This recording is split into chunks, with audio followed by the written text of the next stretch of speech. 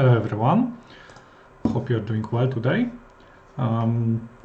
Today we've got a lecture, and I'm just gonna talk about openings. I haven't been talking about opening topics for a while. I just created a couple of courses that you may have seen before. It was about Catalan, about pin variation in the Sicilian, and also about the Tartakower Defense. But today, on this lecture, I'm going to explain you how to play in the Tartakower Defense. This is kind of a pattern, this is kind of a version of the Queen's Gambit for black. But why I think that this is like a really good thing, it's because that pattern is very universal. And I think that this is like one of the best patterns that you may use for beginners and also for intermediate players, because it's very easy to learn, it's very universal. So yeah, okay. So let's start. Just one thing before I start explaining this pattern.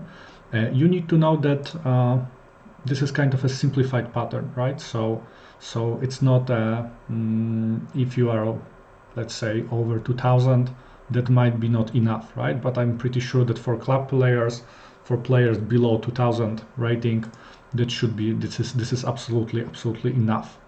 And you also need to know that this is not a trap. There are not that many traps.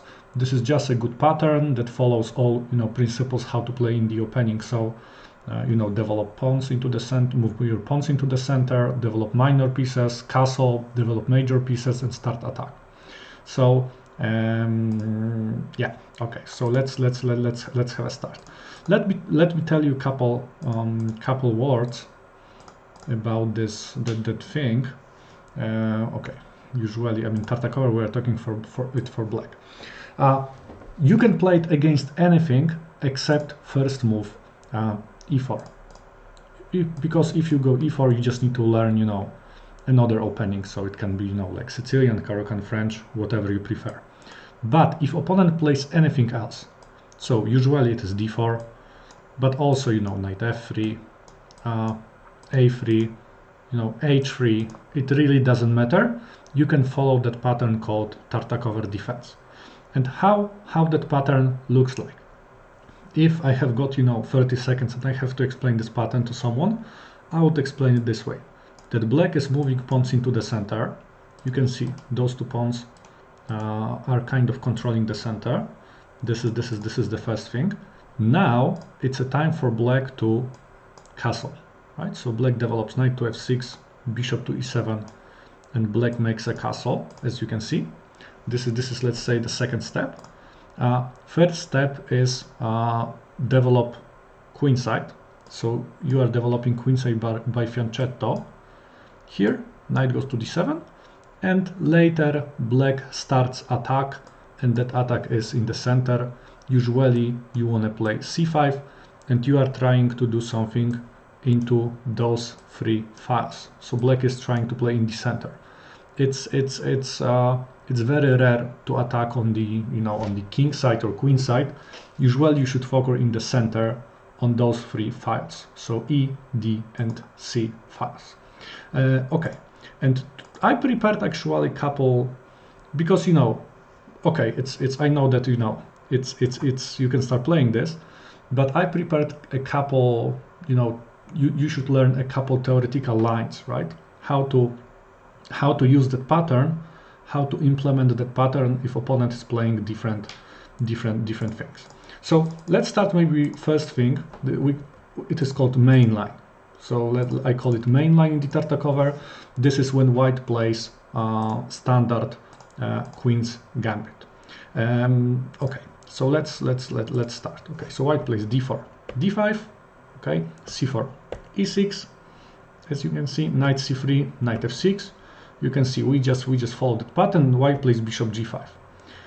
So you can see this is like this very traditional way of playing Queen's Gambit. You can see that bishop is pinning that knight, but bishop e7 unpins that knight. So and you also prepare castle. Knight goes to f3. Okay, black castles, and white plays e3, and in this moment, of course, black has to do something on the other side, so black has to develop queenside, so it's b6.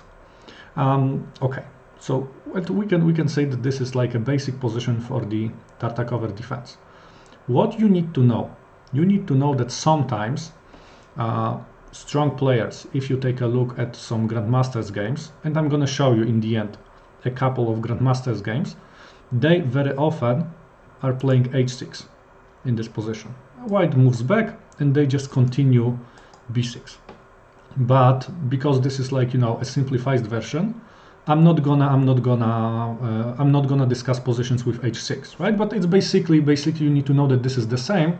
Just only advantage is that black has got like this, you know, safe square for the king, and but h6 makes sense only if there is bishop at g5. This is why I'm just gonna skip that move, and I will just talk about b6. And now in that position, white has got several ways how white can develop.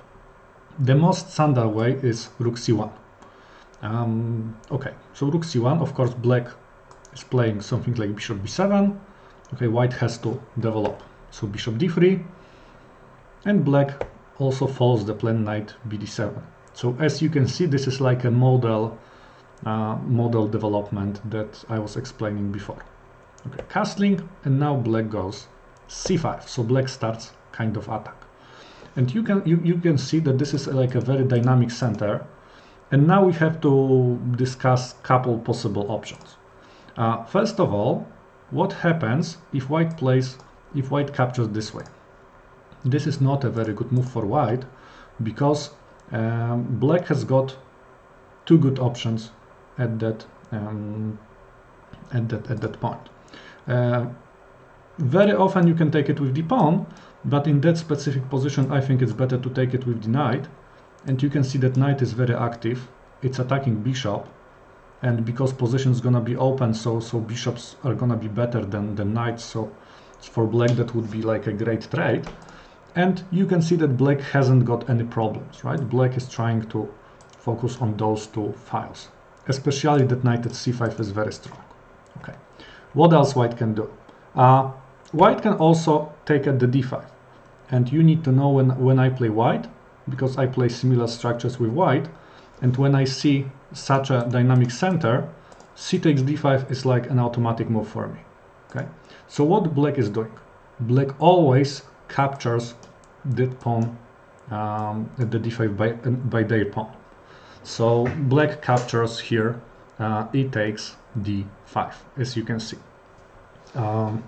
Because black wants to keep that very strong center, two pawns in the center, and later support them with their pieces. Okay, white is playing, for example, a3. Okay, and now very important idea for black, because as we discussed, black wants to focus on those three files. So black plays something like knight e4. This is a very common idea, because knight at e4, this is like a nice outpost for the knight. You can see that that knight is supported by the pawn, but it's also supported by the bishop. And you can see that also you can exchange bishops, right? So if you takes, black gains some space at this point. Okay, pawn takes. And now if you have got such a pawn at the d5, it's much better to take with your pawn. Because if you take it with the knight, you have got an isolated pawn. And you need to know that this is not a disaster, of course, but it's better to have two pawns, right?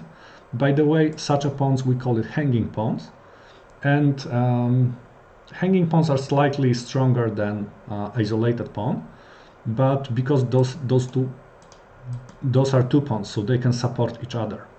And black's plan is to support those pawns with pieces and maybe even push them forward.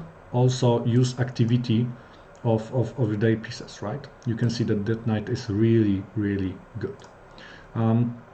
Okay, so remember, knight e4 is one of the key ideas how to play after first couple moves, right? So knight e4, this is like one of the key moves.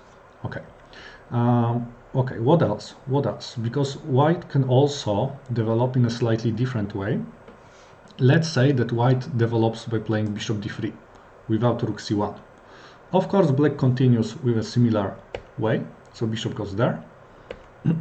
Castling knight d7, okay, queen e2, and now you should know that black can go c5. You can see that this is a very similar story. But in this case, white plays rook d1. What is the difference? The difference is that now rook is at the same file as black's queen. We call it an X-ray, and you can see that that can be pretty dangerous. So you don't wanna, it's not a good thing, right? It's not a good thing, but there is this very dynamic center, and if white hasn't captured, you take with this pawn, c takes d4 at this point. Okay, white takes with the pawn, you take at c4. Okay, bishop takes here, and now let's say black plays rook c8. And black's plan, you can see that white has got a weakness at the d4, white has got an isolated pawn, so black's plan is to put pressure over that pawn somehow, of course with the pieces. And by the way, two most important things when you are fighting against the isolated pawn: first of all, block it and don't let it move forward, and second thing, exchange minor pieces. Those are like the two basic principles how to play. Okay, good. Let's go back. Now let's discuss another line. Now let's discuss the line if white, instead of developing pieces, white can also take at the d5. I'm also going to talk about in a couple minutes. I'm gonna talk how to play against exchange line in the queen's gambit. But in this case, you always have to remember, if opponent captures, you always take it with the pawn, right? You always capture that with the pawn. Okay, white develops, you can keep developing exactly the same way. Okay, queen c2, knight goes to d7. Castle c5. So you can see that this is exactly the same story. Let's say white plays knight e5. Okay, and when there is knight e5, you can see that those two pieces are pointing towards that pawn, and you can see that I know that at the moment knight is there, but white threats to capture that knight and later capture another knight, and white threats to remove the defender, right? And that pawn is not going to be defended. This is why black has to play h6 to make it impossible for white to capture. Bishop goes back, and now black can, for example, because you can see that knight e4, unfortunately, it's not possible, because white has got 3 pieces, right? And black has got only 2 pieces, as you can see. So sometimes black can also play c4, right? White bishop goes somewhere, and black can even try to make some kind of a pawn storm here. This is also like a not that bad option for black. And there is also one thing more I wanted to tell you about the main line. Let's assume that white is playing, okay, here you play bishop b7, white, let's imagine, plays queen e2, you go knight d7, of course, and let's imagine that white plays e4. You see, okay, e4 maybe at the moment is not that good because bishop is hanging, but let's say white captures, knight captures, and now white plays e4. What should you do in this case? In this case, you should always exchange at the e4 everything. Capture with the pawn and exchange all other pieces. And black's position is really good. Yeah, just remember to exchange everything at e4. You want to keep pawn at the d5, and black doesn't want to capture at c4. But if pawn is at e4, you have to capture and exchange everything at the e4. Okay, so that was the main line. So now let's discuss how to play if white plays exchange line of the queen's gambit, which is also a quite popular thing. Okay, so d4, d5, c4, e6. Okay, knight goes to c3, knight f6. You can see that this is the same story. C takes d5, e takes d5. Okay. Of course, you always take it back at the d5 with the pawn. This is the reason why that pawn is there. Okay, bishop goes to g5, bishop e7. Okay, e3, castle. Okay, bishop d3. And now you have to be careful. Now at this point you have to be careful. What is the difference? The difference between the main line and this line is that white's knight is not at f3 yet. And you see, if you follow a basic plan, this is, by the way, you know, a famous trap. White's bishop can take at f6, bishop takes and white goes something like queen h5, and as you can see, this is a fork, and black is going to lose a pawn because black has to play, for example, you know, h6, and white can win easily pawn at the d5, and white's position, of course, is much better. So how to avoid such a trap? In that position, if you want to avoid the trap, you have to change moves order, but only in this position. You play knight d7. The difference is that even if he goes something like queen c2, I think you can play this move, because it's not a big problem, because if bishop takes, you have got another knight that is coming here, right? And knight protects here, knight protects here, so it's not a big problem. So let's imagine you play knight d7, knight goes to f3, and black goes b6. Okay, white plays queen c2, bishop goes to b7. Okay, white castles. Okay, and black plays c5, and you can see that this is just the transposition into the main line that we were talking about before. Okay, so now, so you know how to play the main line, you know how to play against exchange line. Now I'm gonna explain how to play against another very common pattern, how to play against London. Because London, you know that this is a very popular thing. So let's discuss how to use Tartakower defense against the London. Okay, so white starts d4, d5, and the London moves order is, of course, bishop f4. Of course, you want to follow your pattern, so black goes there. And now let's discuss firstly the old style London, right? So knight f3. Later we are going to discuss if white plays knight to c3. Okay, you of course develop the same way. e3, bishop e7, similar story, bishop d3, castle. Okay, and now it's important moment. If white castles kingside, it's not a big problem for you. You can just literally follow the pattern that you know. So knight goes to d2, bishop b7. Let's say white plays h3, because white wants to hide that bishop somewhere. Black goes knight d7. Okay, let's say c3, c5. Okay, and this is you can see a very common position. Let's imagine white plays knight e5.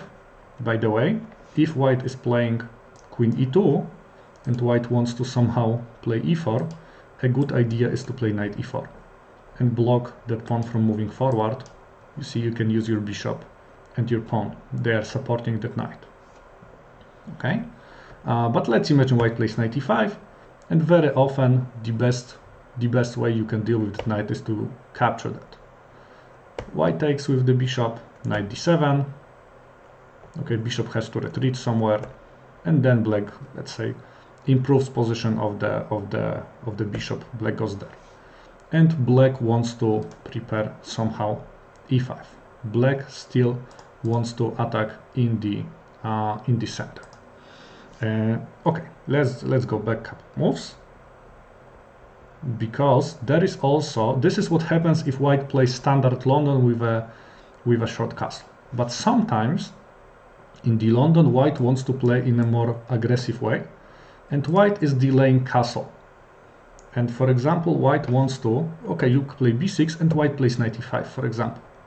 And now you need to know that, okay, it's not a big mistake if you play bishop b7, and you know, but white plays queen f3, and white has got a pretty strong attack on the king side. You can see that bishop is a real monster, that knight is really good. So in my opinion, this is pretty dangerous for black.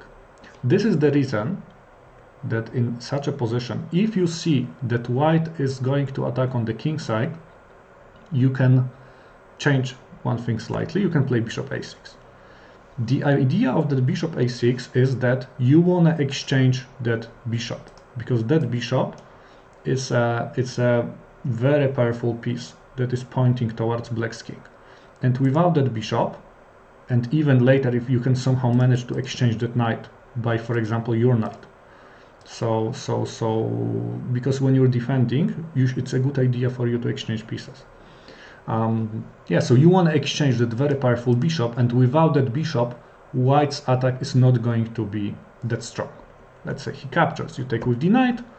Okay, knight maybe is not in a perfect position, but it's also not such a bad place. You can still play c5. And later, if you want to bring that knight back, you can like bring it here. Later you can move it somehow to d7 or prepare it and play it to c6, and your position is really yeah, black hasn't got any problems. And what is the most important thing, there is no bishop that creates a threat towards black's king. Okay, so this is one thing. Okay, let me go back. And now you also need to know that some people are trying to play London with knight c3. You know, this is this modern version of the London. It's called Yobava, Yobava hyper attack. And now you just go knight f6. You follow your plan, and black goes knight b5. Of course, you need to realize that now there is a big problem, because, I mean, there is a problem because white wants to capture pawn at c7 and take a pawn and also make a fork. So you need to know that usually a universal way is knight goes to a6. Yeah, knight goes to a6, and you can see knight protects this pawn here. You see, it's not a, again, it's not a perfect place for the knight. There is a principle that says that don't move knight at the rook file, but in this case, it's also like supporting c5 move that you want to play later. But also you need to know that white also lost the move knight b5. So sooner or later, white will be forced to just retreat and, you know, just move back. Let's say white plays e3,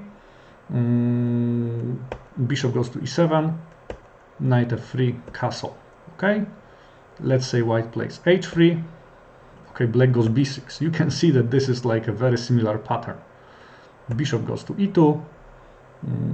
Bishop goes to b7, okay, castle, and black goes c5, and you can see that this is like a very similar story. And what is the most important thing?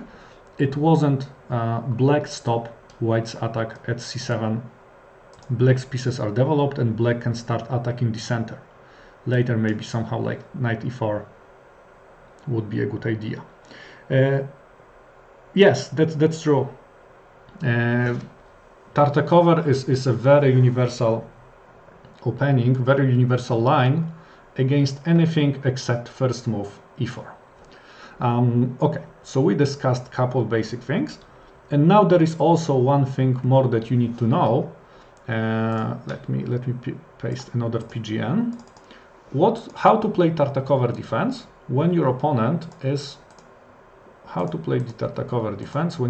is playing something else than d4. You need to know that if he starts, let's imagine knight f3 or any other move, you can just literally follow the pattern. Okay, I will just make a couple moves to show you that it really works. Bishop g2 here, okay, castle, bishop goes to e7, white plays, let's say, c4, you make a castle, b3, you play b6, okay, bishop b2, bishop goes to b7, okay, e3, knight d7. I'm not even explaining because you have seen it probably like at least 7 or 8 times today, so you can see that this is this very universal pattern. Knight c3, c5, okay, queen e2, you can play rook c8, and now again, I'm gonna repeat again, you wanna attack in the center. But there is one exception, or one thing that you need to know, that you have to slightly change the move's order. What happens if white plays c4 in the first move? You need to know that this is not a very good idea to play d5, because if black goes d5, white can take it, and there is no pawn that can take it back. So you need to know that if someone plays c4 in the first move and you want to play the Tartakower, you have to start with the e6, right? And if white plays, you know, anything, let's say g3, you play d5, and you can just continue with your standard pattern. So this is one thing. But you need to know that if white plays e4, you just need to learn one or two lines, right? So of course you want to play d5, e takes d5, e takes d5, and funny thing is that that position, it is a transposition into the French defense exchange variation with the c4, which is called Monte Carlo variation, right? You don't need to be afraid of this. It's not a very dangerous thing. Okay, usually white plays d4 or white captures. Let's just slightly discuss those two lines. Okay, so white plays d4, knight f6. Okay, knight c3, bishop goes to e7. Black wants to develop. The most important thing for black in those lines is to castle as soon as it is possible. By the way, you can see that this is exactly the same way like in the Tartakower. Okay, bishop e2, and now small, you know, small difference. That not b6. You don't play b6 here, but it's better. You see, you were waiting until white bishop moves, so you can take pawn the c4, and bishop has to capture. You can see that bishop lost a move, right? And now you can see white has got an isolated pawn at the d4, so you can attack it. So you start with the bishop. Bishop is pinning the defender. You can see knight is pinned at this moment. Okay, white protects the pawn, and you just develop slowly your knight. If white plays h3, okay, you know, simple recipe is just to capture. I usually capture. It's not a bad thing, and then you play c6. Let's say white castles, you play knight b6 because you want to control the square in front of the isolated pawn. And black's plan is to attack that isolated pawn at the d4. Okay, and another line, and black is just attacking isolated. And what happens if white instead of playing d4, white captures? In this case, black can just play, you know, knight f6. Okay, white is playing something like, let's say, knight c3. Black is making a castle as soon as it is possible. Okay, d4, castle. Okay, white plays knight f3. Black plays bishop g4 again, because that pawn, black will take this pawn in a couple moves using the same pattern as before, but you need to know that bishop g4 is also pinning that knight. Right. Okay, so here knight d7, okay, castle, knight goes to b6, okay, attacking of course the bishop and attacking the pawn. White goes back, bishop b3, and of course you can take it here. And again, after h3, you can just capture that, queen takes, and then you can play something like c6, for example. Yeah, so this is so you don't need to be afraid of c4. Just remember that you need to play e6 in the first move, right? Yeah, so this is like a theoretical base for, you know, for this Tartakower. So you learn how to play you learn a couple basic ideas. You learned how to play against, you know, the main Queen's Gambit line. You learn how to play against exchange line. You learn how to use Tartakower against Yobava and London. You learned how to play Tartakower against c4 and any other move. So now let's maybe take a look at a couple notable games that were played in the Tartakower. And you need to know that Tartakower was played by, you know, a lot of very strong players. Maybe we are not going to discuss the whole games because you know, I'm just gonna explain opening. So we are just going to focus at, you know, first 25-30 moves, so you can see how did good players develop, and also you can see how did they play the middle game. So let's maybe start with the first game. You know, that line is called Tartakower variation. So Tartakower variation or Tartakower defense. So maybe let's take a look at the first game. Pretty strong player Alehain with white, and Tartakower was playing with black. And let's take a look. D4, knight f6. Okay, this is just a different moves order. More universal moves order is the moves order with d5 and e6 that I explained to you. But okay, he started it this way. e6, okay, knight goes to c3, d5, and you can see that this is exactly the same position that we have discussed. Okay, bishop g5, bishop goes to e7, e3, okay, and now Tartakower actually played that move that I told you that sometimes black can play this move, but only if bishop is at the g5. Okay, so h6, bishop h4, castle, okay, knight f3, b6, okay, and we've got a Tartakower variation. Alehain decided to play queen c2. Okay, he wants to develop queen somewhere. Also, that move is making a place for the rook. So rook at d1 can also attack the queen at the d8. Okay, but of course black can play it in a very similar story. Bishop goes to b7, as you can see, and after rook d1, it's not a big problem to play knight d7. So this is exactly the same pattern. White takes at the d5. Okay, black of course took it back with the pawn. You need to know that sometimes it's also a good idea for black to take it with the knight, but yeah, but you see it's more complicated in what positions, right? So I think that that, you know, if you want to keep it simple, just get used to this, that you always take it with the pawn, and you know, later if you are more experienced, you will understand when it's better to take with the knight. But Tartakower captured with the pawn, so it's never a bad idea.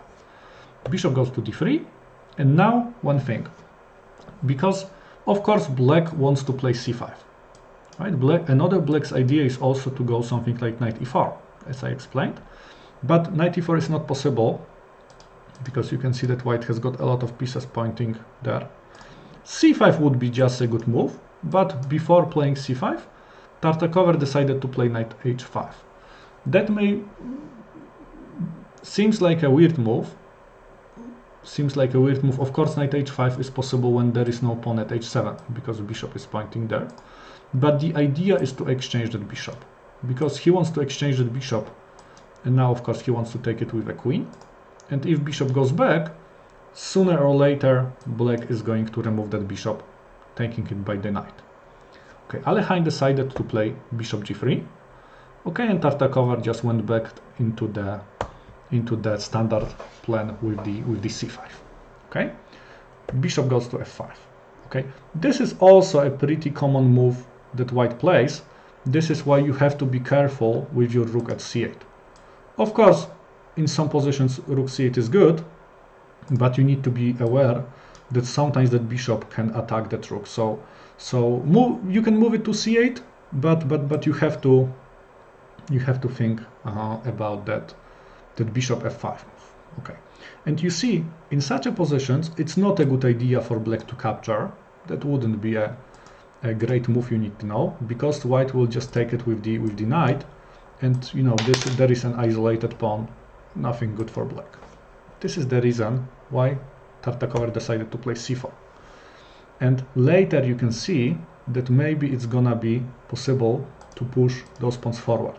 And you can see that this is gonna be a very strong pawn storm later b4, and yeah, pretty strong thing. Okay, Alehain played queen a4. Okay, of course you can see that now knight is hanging. So yeah, black has to move that knight somewhere. Knight is moving into a better position. White plays knight e5. So you can see white is trying to play in an active way at this point. Okay, and now at this point black wanted to get rid of that bishop out of the f5 because it's, you know, pretty annoying. So black decided to play g6. Yeah, g6 happens sometimes. It's especially the main idea. You will see that g6 move also in the other games. The main idea is to control that f5 square. Okay, white retreats with the bishop. So for example, now you can see that, of course not right now, but later it's not a big problem to move rook to c8 or something like this, because bishop is no longer there. Okay, black plays a6. Two reasons. First reason is because black wants to play b5 and start pawn storm. And second reason, because now that rook is free to go, because queen was attacking pawn at a7, so playing a6 is just helping. Right? Okay. White plays queen c2, okay, and now b5. Okay. About b5, you need to know that you always have to make sure that knight g6 it's not going to hurt you, right? Always make sure of this. So Tartakower decided that he's not afraid of the sacrifice, because, you know, I think he can always capture back, and he can go knight to g7. Okay, and as you can see that white can even take another pawn, and this is, you know, a piece for 3 pawns. But I think black is not doing that bad if black goes knight e4 right now, or even bishop goes here and bishop goes to f5, and I think black is doing pretty well here. Tartakower was thinking probably the same way. This is the reason why, you know, castle Alekhine hasn't sacrificed, so that also means something. Okay, b4, knight e2, and now, okay, he decided, okay, it's better to keep that pawn safe, so he played queen e8, because queen is protecting indirectly pawn there. Okay, white played knight f4, and of course black wants to exchange the bishop from g3, so knight takes here, pawn takes g3, and then black develops bishop into a better position, so bishop goes to d6. Okay, white moved there. Okay, now of course it's not a good idea for black. I know that it looks like there is a free pawn, but it's not a very good idea for black to do that, because if black captures that pawn, in this case knight g6 is a very powerful move. You can see that there is no queen that is protecting here, and also there is no knight that is protecting g7, right? So if pawn takes, queen takes, and now actually it's a probably position is completely lost, because, you know, king g8, probably queen g6, and now I think there is like this rook lift, and it's not gonna be easy for black to stop that rook h4. This is the reason why of course black cannot accept that pawn, but black is bringing another piece into the action. Okay, rook c8. White decided to play e4, and, you know, remember what did I tell you about playing e4? If white plays e4, this is why you keep your pawn at the d5. You always have to capture, so Tartakower did. Okay, knight takes c4. Okay, he exchanged the knight, and he played queen e6, and okay, I think that this is a good moment to stop that game, but because, you know, this is just, you know, it's not even an early middle game, it's like a late middle game right now, but you can see that black played a standard opening. Now black hasn't got any problems. Black is also attacking into the center on those 3 files. I have to say that I even slightly prefer this position for black, right? Probably like rook d8 in the next move. And as I remember, Tartakower won this game. There was a pretty long endgame, but somehow he managed to beat Alekhine. Right? So this is like, let's say, the old style way, you know, the old style way played by the Tartakower.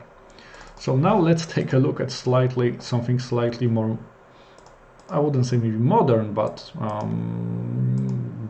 something played by a Karpov.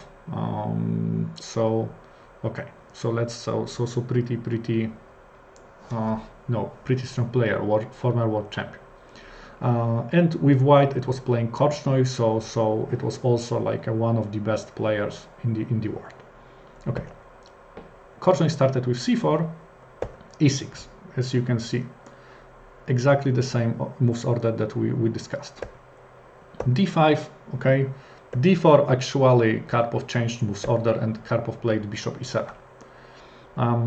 Okay, knight f3, knight goes to f6. Okay, bishop g5, and now again this h6 move.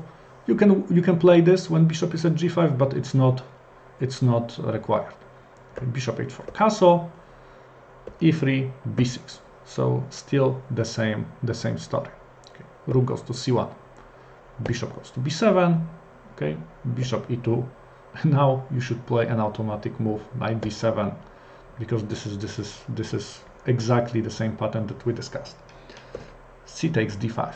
Of course, pawn takes d5 in this position, castle, and now black plays c5. So again, you see after 11 moves, it's like almost exactly the same way, the same pattern. Okay, pawn takes. And now, of course, black has to take it with the pawn, because taking with any other piece wouldn't be such a great idea, because if, let's imagine, you know, knight takes, there is a problem that pawn at the d5 is isolated. So it's you need to know that it's very it's not a good thing. Of course, it's not lost, but you know, it's better to keep two pawns in the center.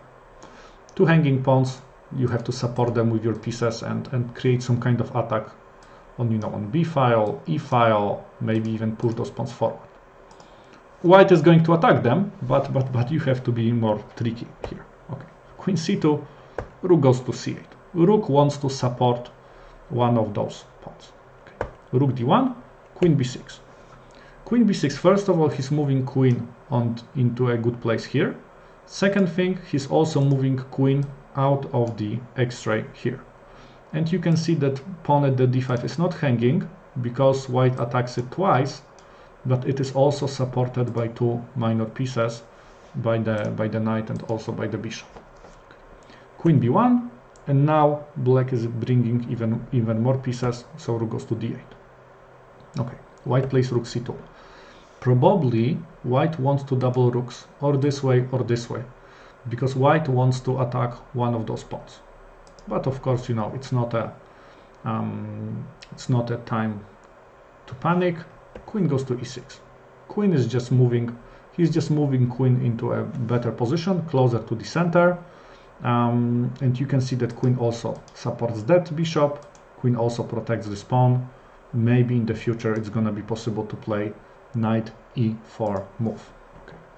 Bishop went to g3, and now Karpov played knight h5 because he saw that there is a chance to exchange that bishop at the g3. Okay. Rook goes to d2. Of course, he can take this bishop, takes, and pawn at the d5 is hanging because now white attacks it 3 times. So black goes something like knight f6. Okay. Okay, white played queen c2, and now you can see a move that actually it's very similar move like in the previous game, g6. Yeah, probably the idea is to control that square. Also later he wants to move king g7, and also there is also another idea that it's a very long-term idea, that in the long term black doesn't have to bother with some back rank checkmates because queen is controlling there. So g6, but this is a very long-term idea. Okay, g6. Queen goes to a4. Of course, you can see that queen is attacking pawn at a7, so a6. Okay, white realized that it's not gonna be so easy to capture one of those pawns because you can see that they are very well supported. d5 pawn is supported by 1, 2, 3, 4 pieces, and c5 pawn is supported by, as you can see, 2 pieces, right? So every black's piece is active in the center. Okay, bishop d3, king g7, yeah, just slowly improving position. Bishop b1, okay, and now he decided to play queen b6. Black doesn't need queen at e6 anymore. It's not important to protect that bishop, and queen is attacking again on the b file, but also it's also supporting d4 square, because you need to know that also a common strategy to use those hanging pawns is to push them forward. So d4 is gonna be possible probably. And yeah, okay, white played a3, and now black goes d4. And you can see that all of those pieces that were behind those pawns now become very, very, very active. Okay, and you can see that, of course, Karpov also won this game, right? Because of this piece's activity. Yeah, that position is even clearly better for black. Okay, so we discussed Tartakower game, we discussed Karpov's game in the Tartakower. So now let's take a look how did Kasparov play the Tartakower variation, because there is also a pretty nice game. Okay, it was young Kasparov.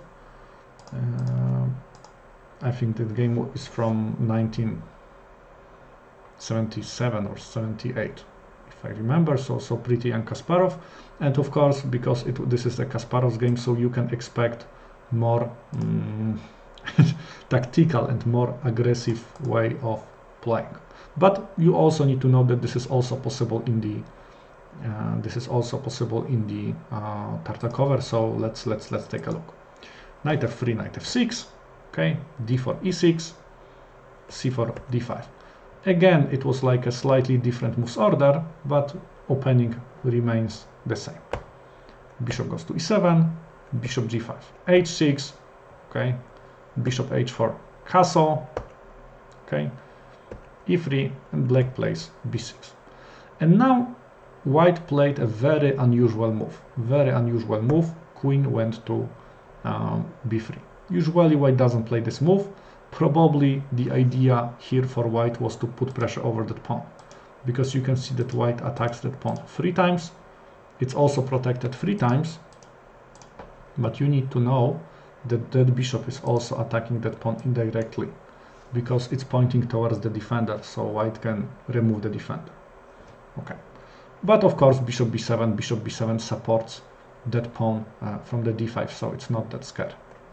Bishop takes f6, bishop takes f6, c takes d5, e takes d5. Okay, and now rook d1. Okay, and you need to know that in that position, yeah, a standard move knight d7 is not that good, because pawn at the d5 is hanging, so knight d7 is not possible. But another good move would be, for example, rook e8, right, or something like this.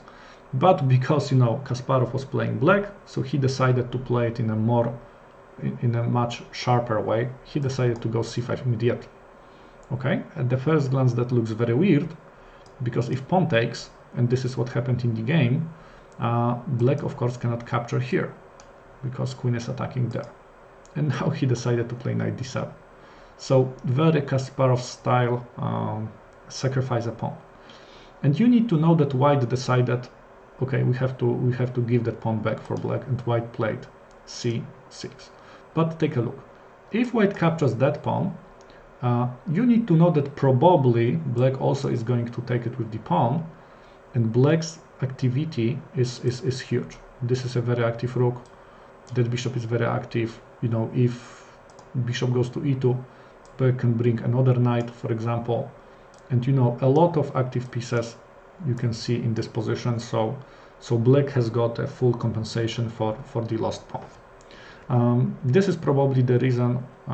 Okay, and of course there is also, you know, you also need to know what happens after this move. But after knight takes d5, knight takes here.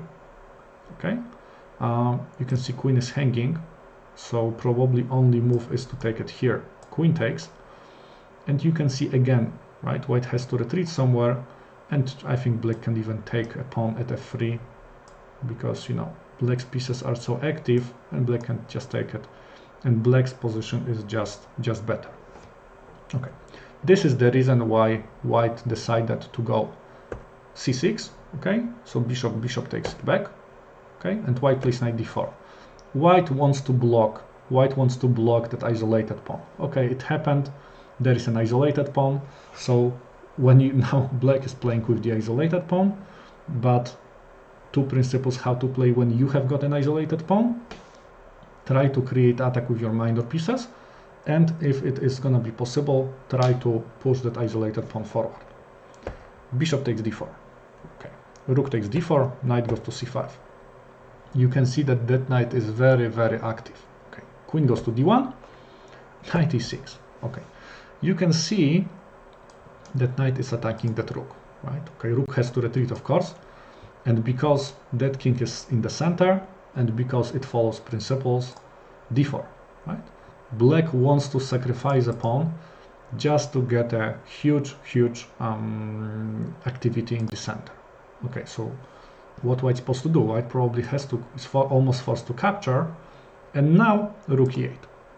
Kasparov is bringing even more pieces into the attack, right? You can see that rook is pointing towards the king, and this is like a pretty dangerous position. Okay, so what white can do? Because bishop e2, it's not such a great move because black can just take it here. So bishop e2 is not possible. So white decided to play f3.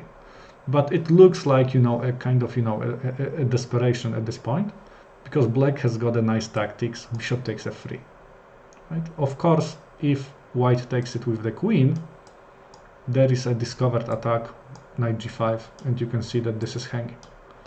And black can win at least a queen at this point. Okay, so g takes f3, queen h4. You see, it's like black sacrificed the piece, but black's attack is so strong. Rook goes to f2, knight takes d4. Take a look. One threat, another threat, another thing, right? And white's pieces are not developed. So this is like a nice, black is punishing white for not making a castle soon enough. Okay. Knight takes f3, because of course it's not possible for white to take that knight, because there is a rook and a bishop. Okay, king goes to f1, queen h3. Okay, it's just, almost everything wins here. Okay, and you can see that rook is pinned. So just slowly knight h4, put the pressure on the pinned piece, and black is winning material here. Okay, rook g1, he's bringing even more pieces into the attack. Now all four pieces are attacking white. Queen e1, and now rook goes to d3. Really nice move. He's bringing that rook. That rook can go there. In some lines it can go to f3. It's just over. Okay, they played like 3 moves more. Here knight goes to f3. Of course, rook still cannot capture.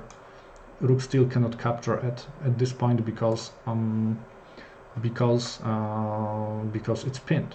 It's still pinned. Okay. Rook h1. Rook d goes to e3. Okay, rook g1. He even moved back the king. Just a prophylactic move. So rook g7 is not possible anymore. Okay, he played b5, and and white decided to resign in this position. It's completely lost. The best thing that white can do is to just move rook here and back. Black will just wait, and in the right time black will go like, knight d2, or take material or something. So white decided to resign in that position. Okay, so this is Kasparov's game.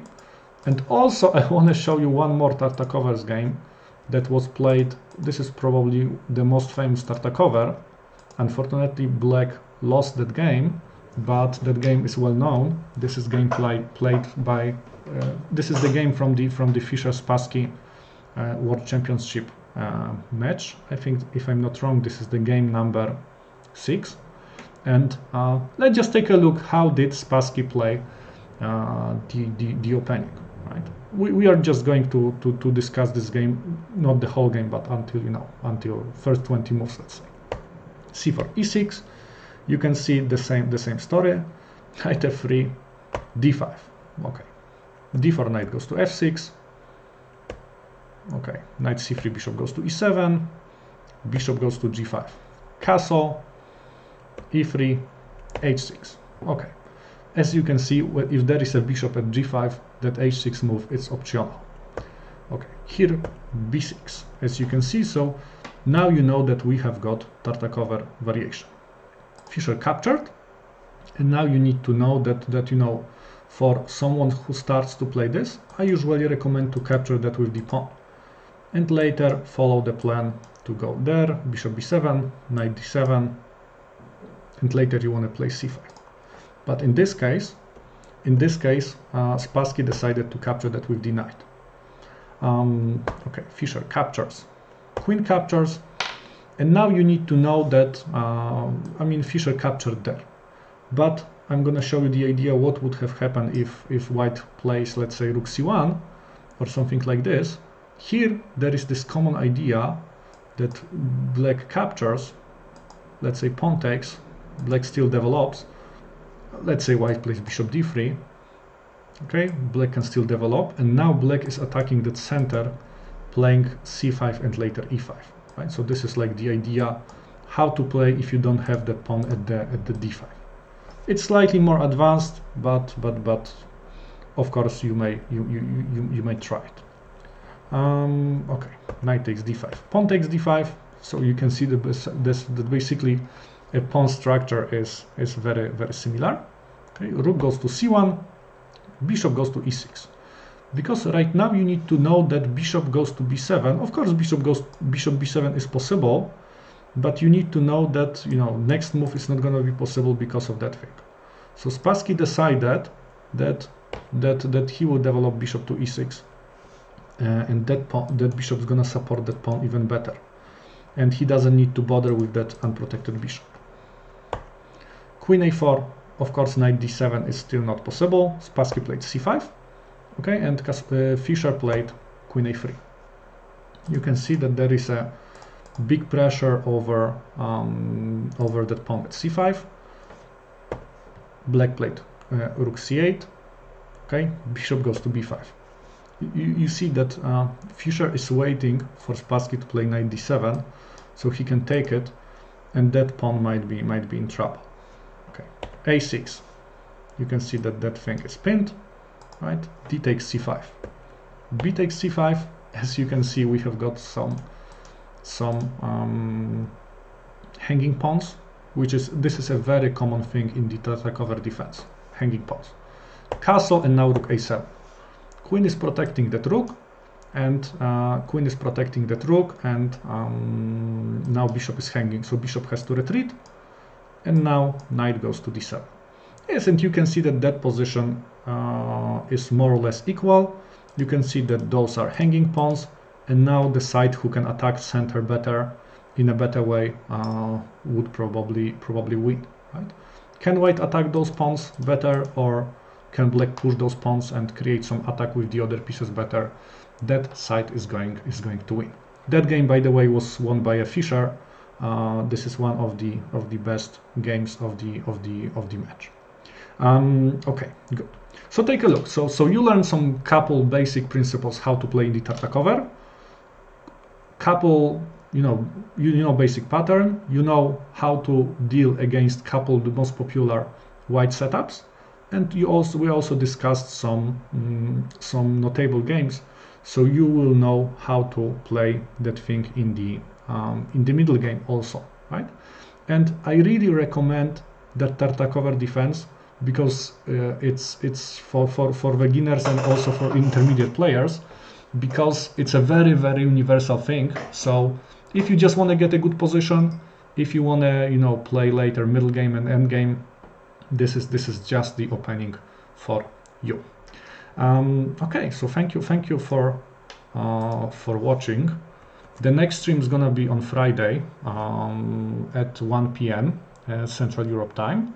I also want to let you know that if you want to join, if you want to get more information about my lectures, I just sent the link. You can just download, sign up for the newsletter, and get a free ebook about how to create the plan. And yeah, what else? Hope to see you next time. Next week there's gonna be another lecture.